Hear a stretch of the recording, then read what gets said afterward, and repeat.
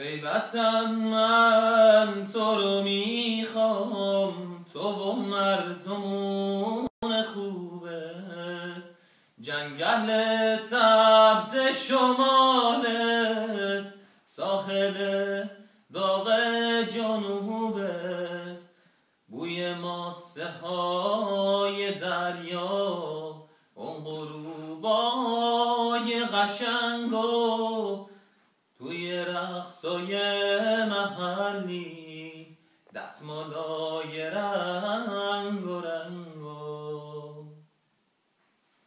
همه افسانه هایی که تو ذهنم میدرخشه، واسه من رستم دستان هنوزم سوار نقشه، عطر چایی،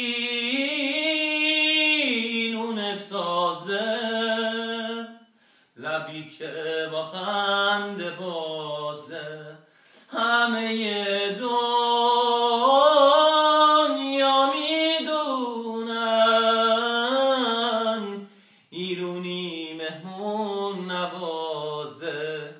ای وطن من تو رو میخوام، تو و مردمون خوبه، جنگل سبز شماله، ساحل داغ جنوبه، توی ماسه های دریا، اون غروبای قشنگو، توی رقصای محلی دستمالای رنگ و رنگو،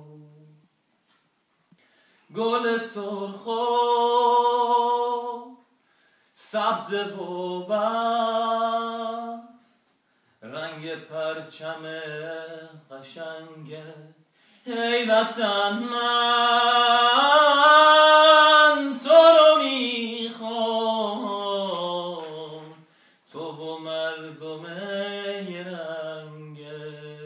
ای وطن من تو رو میخوام، تو و مردمون خوبه، جنگل سبز شماله، ساحل داغ جنوبه، بوی ماسه های دریا، اون غروبای قشنگو، توی رقصای محلی دستمالای رنگ و رنگو.